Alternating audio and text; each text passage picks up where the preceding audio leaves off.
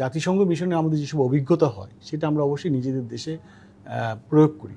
Similarly আমাদের দেশে যেসব অভিজ্ঞতা আছে সেটা দিয়েও আমরা কিন্তু জাতিসংঘ মিশনে কাজ করতে পারি। আমি একটা উদাহরণ দিই আপনাকে, যে আপনি হয়তো মনে আছে যে কোভিড চলাকালীন সময়ে যখন সব ইন্টারন্যাশনাল ফ্লাইট বন্ধ ছিল, তখন বাংলাদেশ বিমান বাহিনীর C-130 বিমানে করে আমরা বিভিন্ন সুরক্ষা কিট চায়না থেকে বিভিন্ন জায়গা থেকে নিয়ে এসেছিলাম।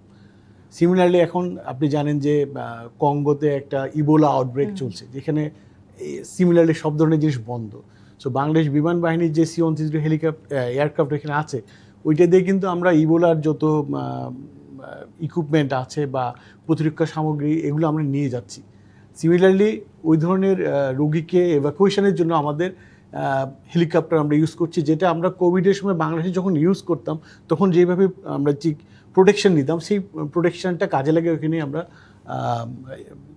মিশনগুলো করছি। আর একটা বললাম যে UN মিশনের যে অভিজ্ঞতা, যেটা বললাম যে NVG ফ্লাইংয়ে, সেটা এখন আমরা বাংলাদেশে ইউজ করছি।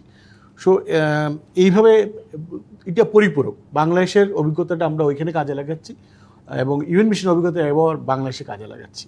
আর বিমান বাহিনীর ক্ষেত্রে একটা চ্যালেঞ্জ আছে, সেটা হচ্ছে আর্মি একটি ইউনিট হয়তো কোনো জায়গায় ডেপ্লয়েড থাকে,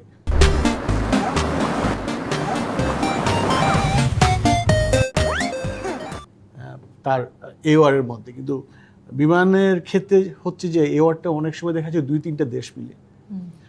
আমাদের যে C-130 আছে এটা হচ্ছে আফ্রিকার অনেকগুলো দেশে ইন্টারমিশনে ইউজ করা হয়। So it is in more than one country. রিস্কটাও আপনাদের ক্ষেত্রে একটু বেশি হয়। অনেক সময় আমাদের দেশে আমরা আনপ্রিপেয়ার্ড রানওয়েতে কখনো ল্যান্ড করি না, বাট আপনি হয়তো ভিডিও দেখবেন যে আফ্রিকাতে মাসের মধ্যে আমাদের এয়ারক্রাফট ল্যান্ড করছে বা এই ধরনের কাজ করতে হচ্ছে, একটু রিস্ক নিতে হচ্ছে। দ্বিতীয়ত এখন মিশনটা একটু challenging because lot of armed conflict is going on.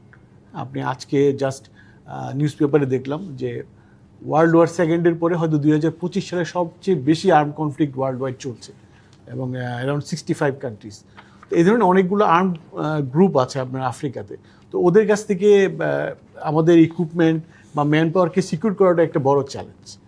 তো এইসব মিলে আমাদের, আপনি হয়তো অলরেডি লেফটেন্যান্ট সুমাইয়া বলছিল যে M23 যখন কঙ্গোতে অ্যাটাক করে, তখন দেখা যাচ্ছে আমাদের একটা কন্টিনজেন্ট গোমাতে জাস্ট আটকে যায়, তখন ওই আমাদের এয়ারক্রাফট দিয়ে ওখান থেকে সবাইকে এভাকুয়েট করতে হয়েছে।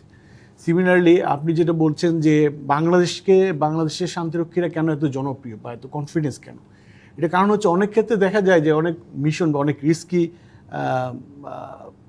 কাজ, যেটা টাস্ক, যেটা অন্য দেশ করতে রাজি হয় না, কিন্তু আমাদের বাংলাদেশের লোকদের যে পেশাদারিত্ব এবং একটা নিরপেক্ষতা আছে, এই জন্য আমরা অনেক ক্ষেত্রে সেই কাজগুলো করতে পারি। এই কারণেই দেখা যাচ্ছে আফ্রিকান কান্ট্রিগুলো আমাদের উপর অনেক বেশি আস্থা রাখে।